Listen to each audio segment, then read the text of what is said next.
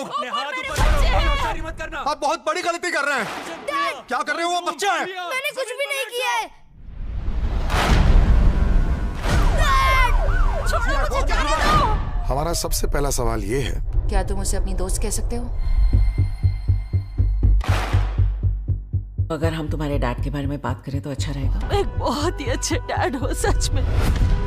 सिर्फ इल्जाम लगा है, अभी तक साबित नहीं हुआ है। डैड, आप देख नहीं रहे वो लोग क्या कर रहे हैं?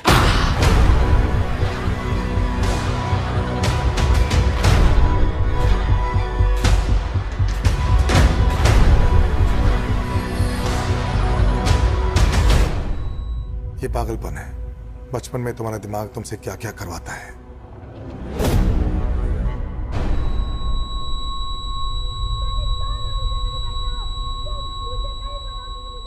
एडोलेसेंस जीवन की सबसे कड़वी हकीकतों की कहानी है। कभी कभी जिंदगी एक झटके में सब कुछ बदल देती है। इसी की मौत हुई है। तुमने ऐसा क्यों पूछा?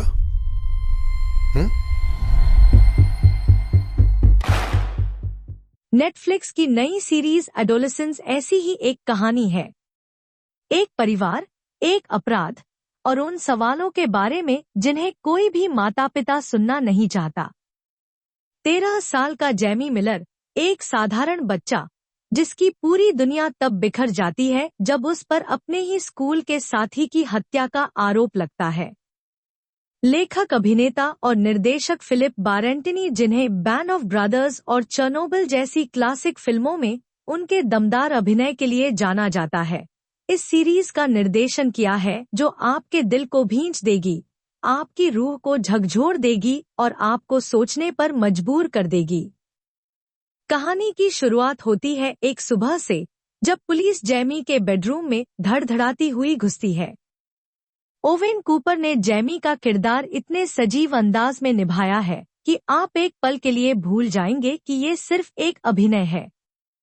स्टीफन ग्राहम, जो जैमी के पिता एडी की भूमिका में हैं, हर उस पिता का चेहरा बन जाते हैं जो अपने बच्चे के भविष्य को बचाने के लिए दुनिया से लड़ने को तैयार है लेकिन खुद अपने दिल से हार जाता है। पहला एपिसोड जैमी की गिरफ्तारी की कड़वाहट से आपको चौंका देगा। दूसरा एपिसोड सोशल मीडिया की कड़ियों से दोनों बच्चों के रिश्ते की परतें खोलता है।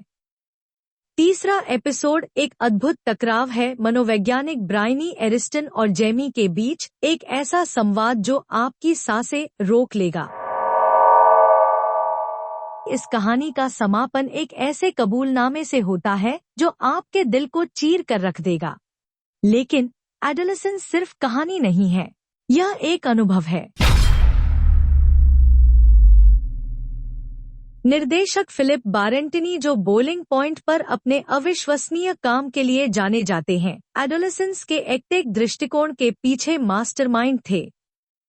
वह चाहते थे कि दर्शक पात्रों के जीवन की अराजकता और भ्रम में फंसे हुए महसूस करें। पूरी सीरीज को एक अनोखे अंदाज में शूट किया गया है, हर एपिसोड बिना किसी कट के एक ही लगातार चलती टेक में।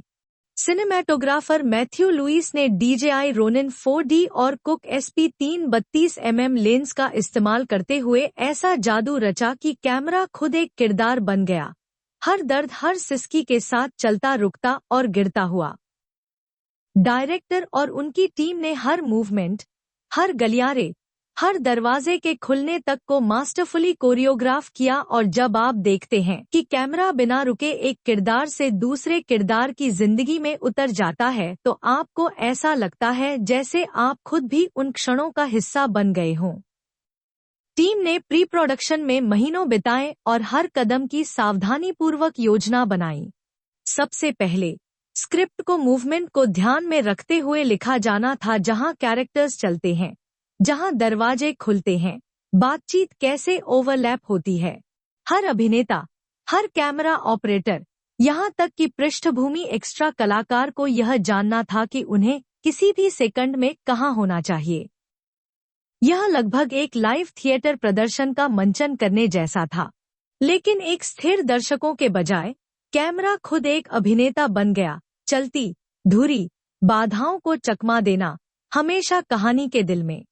उन्होंने मिलर्स के तंग घर से क्लॉस्ट्रोफोबिक पुलिस स्टेशन तक अत्यधिक विवरण के साथ प्रत्येक स्थान को मैप किया, यह सुनिश्चित करते हुए कि कमरे से कमरे में संक्रमण सहज महसूस हुआ। इस वन-टेक तकनीक ने शो को सिर्फ अलग नहीं बनाया, इसने कहानी को एक नई जान दी, एक ऐसा रॉ इमोशन जिसे आप चाहकर भी नजरअंदाज नहीं कर सकते। अभिनय की बात करें तो हर कलाकार ने अपना दिल इस कहानी में उंडेल दिया है, लेकिन खास तौर पर ओवेन कूपर एक नाम जिसे आपको भविष्य के सिनेमा में याद रखना चाहिए। और स्टीफन ग्राहम, उनका हर आंसू, हर टूटी हुई सांस एक पिता के असहाय प्रेम की गवाही देती है, शायद उनके करियर का सबसे बेहतरीन अभिनय। एडोलेसेंस 4 एपिसोड्स में 4 अलग अलग समय और एहसासों की झलक दिखाता है। हर एपिसोड एक अलग फिल्म जैसा महसूस होता है, और अगर मुझसे पूछें तो तीसरा एपिसोड एक ऐसी टक्कर है किरदारों के बीच जैसी आपने कभी नहीं देखी होगी।